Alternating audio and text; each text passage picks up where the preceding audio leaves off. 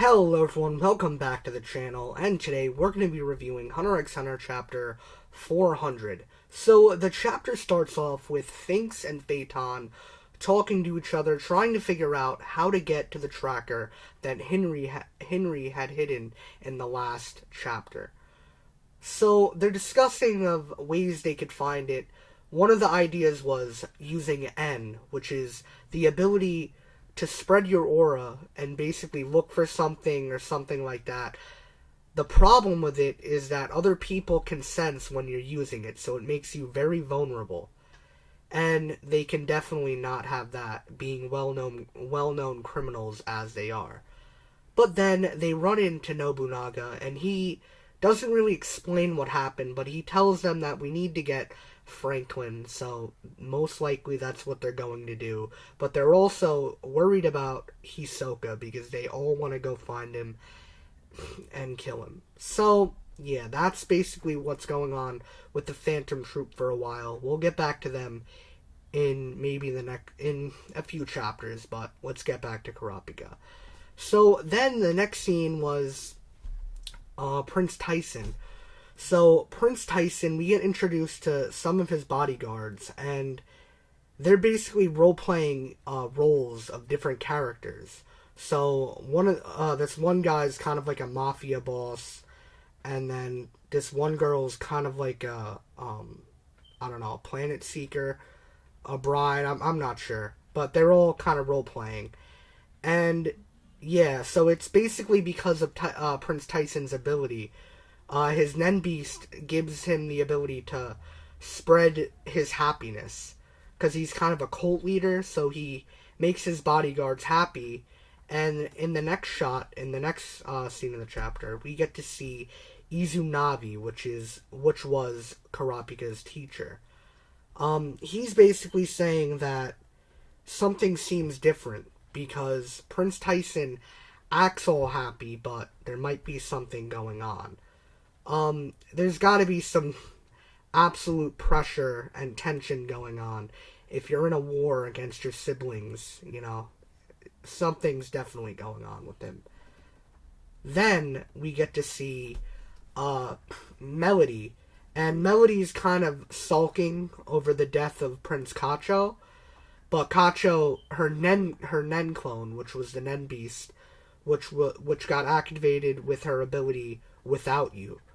So, yeah, she basically tells Melody, like, don't worry, cry to yourself later.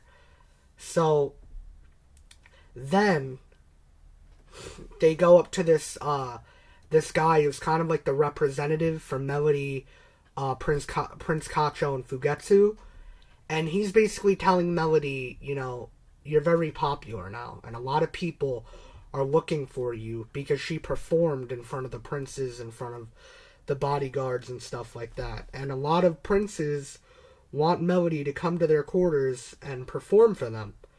So, yeah. And then she's also, a very valuable asset because she knows Nen and stuff like that. Then we see, here's a very funny scene here with, the representative. He's like, Melody, I'm in love with you. So, it's basically because of Melody's singing. He's in love with her singing, Melody's a top tier waifu. Let's just get that out of the way. So, that's just a funny scene there, because it's out of nowhere, to be honest. He's just talking, if you're on board with the plan, and then he's like, I'm in love with you, Melody. So, yeah. The panels are really great here. I love the art and how whenever Togashi gives a character a single, panel, it looks really good. The character's a lot more detailed. So, yeah, just wanted to throw that in there. Then Prince Fugetsu's like, alright, let me go, not Prince Fugetsu. Prince Kacho's like, alright, let me go get Fugetsu and, see if she's in on the plan, to make sure they're okay.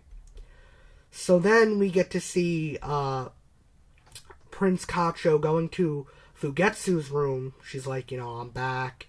And then she notices she's not there. So she's getting worried because they're in a succession war. There's people constantly going after her. So she pulls the blanket off, and then she sees that door, which is Prince Fugetsu's ability. And she thinks that something happened, but then we see a beautiful, beautiful shot of Kacho here. She looks like she was straight out of the anime. That's what the art looks like here. Her eyes, the worriedness, it's an overall great shot of her. Then we get to see a very ominous, deranged Prince Fugetsu, and she's saying that she got her power, her powers back, she's stronger. She's able to use the door, multiple times a day than she was, with that once, with, Kacho when she used it once, which was usually at night to get away from the bodyguards. Yeah, so she's like, she's telling her that she's gonna protect her, she's gonna be there for her, which is kind of ironic because Prince Kacho is doing everything she can to protect Fugetsu even after death. So it's going to be an ironic thing where when Prince Kacho sees Fugetsu passed away, because, she's probably going to pass away, and we're going to see why in the next chapter. But we see what happened with her. She's like, she wants to protect her. She grabs her arm, and yeah, they're sisters after all. Then we get to see a very dark, crazy aura coming off of Prince Fugetsu. It's like black and like, I'm not sure what color it's gonna be in the anime. Maybe like a dark purple or something like that. That's kind of like a Killua kind of thing. But then we see these crazy demons. They're like ghosts or worms or something. I'm not even sure to describe them. But they're all like holding on to Prince Fugetsu and like following her. And even Melody is like, this is dangerous. They're sucking the aura off of her and consuming her, and she's gonna pass away. A lot of people have speculated that this is gonna be Prince Camilla. It's part of her powers or whatever, and the same thing happened to Prince Kacho when she passed away. So yeah, then Melody goes to her meeting. She gets to see the third prince. The third prince actually shows his face, like he, actually appears, rather than the fourth Prince Saridnik. He sent a representative. So he's like, I gotta be here. I gotta be formal. Show my respect. And he basically asks Melody to play for him again because she's a very good singer. And, they're all bored on the ship, so, you might as well. And Melody's, she's like, of course, because he actually took the time to show himself, and, he's being cool right now. I kind of like the third prince. He's really cool, he's kind of chill, laid back. I mean, he definitely has some schemes to him, but, he's chill either way. The peace sign he did.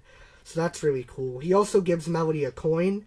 I'm not sure what the meaning behind it is. If you wanted to keep track of Melody, that's what I'm thinking. But yeah.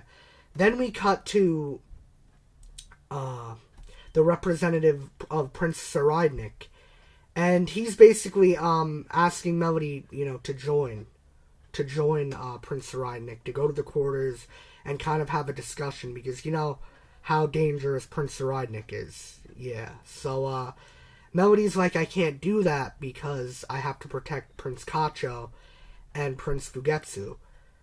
And, obviously the bodyguard's like, that sucks. But Melody's like, of course I'll go play for him. I can't turn down a performance because Melody loves music. So yeah, he's like, I'll be, my highness will be pleased with that. So Melody is putting in a lot of work this chapter. It's really cool to see that she's a major main character. Yeah, then we cut over to the last scene of the chapter, and Melody's talking to the representative, and he's basically like, oh no, and then Melody's like, I'm not gonna go to the prince's quarters. I'm just gonna wait it out and see what's going on. I have to protect Prince Fugetsu. I have to find out who killed Prince Kacho and, see what happened, she's got to see what's going on. Then we cut over to the main main course of the chapter. This has been hyped up for a few weeks now. We get to see our blonde-haired protagonist, Kurapika Kurta, and one of the bodyguards or representatives of Prince Tebepa offers Kurapika a contract to work with Prince Tebepa. And Kurapika's like, I could use Nen already, don't worry. I will cooperate with Prince Tebepa. So, yeah, this sets up so much. That's why it's kind of sad that we're going on hiatus again. Because I feel like everything was going great right now. The art looks beautiful. They're setting up stuff. It's getting interesting, The Mafia stuff isn't really too deep anymore. That was kind of a very boring aspect of the Succession War arc, which was the Mafia. But now we're getting back into the princes, and we're getting back into the war stuff, so I'm really, excited for that. Kurapika looks amazing here, It's like, I don't know if it's just because I haven't seen him in a while. It's new content for him, but he looks really cool. Yeah, so this sets up so much for the future of Hunter x Hunter, because if Kurapika's working with Prince Tebepa, most likely he's gonna have a run-in with Prince Saradnik, because Prince Tebepa and Prince Saradnik are working together.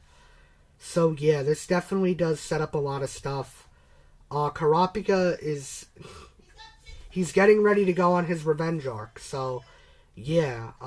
Anyways, guys, this was the chapter review. I'm definitely gonna make more videos on Hunter x Hunter in the meantime, because it is sad that we're going on a hiatus, but don't worry, it's not going to be that long of a hiatus, because it's just not going to be weekly anymore. That's what they're saying. It's probably going to be bi-weekly, which means we'll get a chapter every 2 weeks, or, in the middle of a week or whatever, after, a week goes by and then we get it in the middle of the next week, something like that, or it's going to go monthly. And either way, I'm fine. I just want Togashi to be healthy. I want him to rest. I want him to put in the work. If he's ready to finish Hunter x Hunter, put in the work. I love this series. Yeah. So let me know down in the comments below. What do you guys think about this chapter? How do you feel about Melody, Kurapika, the princes? Anything. I just love to see more comments. But it's been SSJ Benj. Peace.